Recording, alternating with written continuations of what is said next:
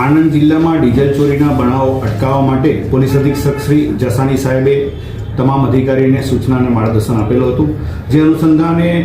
PI Bulan તથા તેમના સ્ટાફના માણસોએ આ બાબતે બાતમી હકીકત મેળવી તેમજ તારીખ 10/12/2025ના રોજ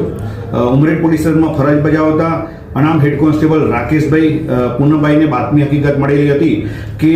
બે ગાડી સિલ્વર કલરની I-20 તથા સિલ્વર કલરની ક્રેટા ગાડીમાં ડીઝલ ચોરી કરી અને ઉમરેઠ પોલીસ સ્ટેશનની હદના ધુડેડા કેનાલ થઈને જેસાપુરા તરફ જનાર છે, જે બાતમી હકીકત મળતા સ્ટાફના માણસો સાથે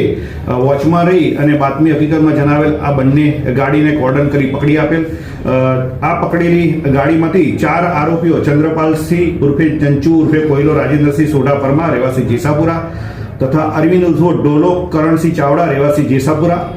નિલેશ કુમાર ઉર્ફે નીલિયો નિકુલસિંહ પરમાર રહેવાસી કોટ લીંગોડા તથા રંજીત ઉર્ફે દેવો મુકેશભાઈ ચાવડા રહેવાસી જેસાપુરા ચારેઓની કબજામાંથી જે બે ગાડી મળી આવેલી હતી, સિલ્વર કલરની I-20 ગાડી નંબર GJ16CB 4873 તથા સિલ્વર કલરની ક્રેટા ગાડી GJ06LE3109 માંથી 105 લીટર જેટલું ડીઝલ મળી આવેલું હતું. તેમજ આ બંને ગાડીમાંથી પ્લાસ્ટિકની પાઇપ તથા લોખંડની પાઇપ, ડિસમિસ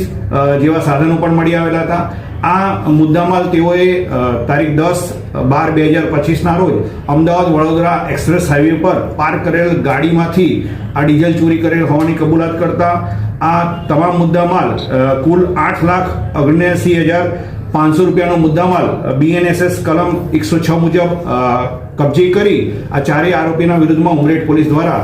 કાયદેસરની કાર્યવાહી હાથ ધરેલ છે. સાહેબ, ડીઝલ ચોરી કરીને આ વેચતા હતા કે અંગત ઉપયોગ માટે કરતા હતા? હાલ સુધી એ લોકોના ઇન્ટ્રોગેશન દરમિયાન એ છૂટક વેચાણ કરતા હોવાની હકીકત તપાસ દરમિયાન જણાઈ આવે છે. ડીઝલ ચોરી ક્યાં ક્યાં કરતા? મોટાભાગના કિસ્સાઓની અંદર હાલ સુધીના ઇન્ટ્રોગેશન દરમિયાન તેઓ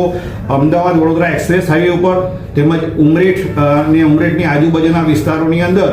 હાઈવે ઉપર અને રોડ ઉપર પાર્ક કરેલ ટ્રકોમાંથી ડીઝલ ચોરી કરતા હોવાની હકીકત જણાવે છે. આરોપીનો કોઈ પૂરો ઇતિહાસ હાલ સુધીના ઇન્ટ્રોગેશન દરમિયાન તેમજ ઈ ગુજકોપમાં વેરીફાઈ કરતા આરોપીના વિરુદ્ધમાં કોઈ ગુનાહિત ઇતિહાસ જણાવેલ નથી.